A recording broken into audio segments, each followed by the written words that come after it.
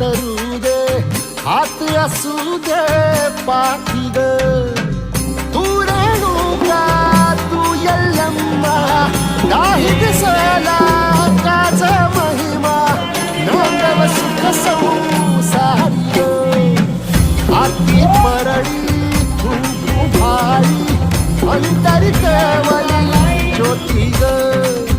भंडाऱ्याची मुठ उधळली, पाप जळली कोटी ग. देवी यल्लम्मा आईचा, कोल्हापूरच्या अंबाबाईचा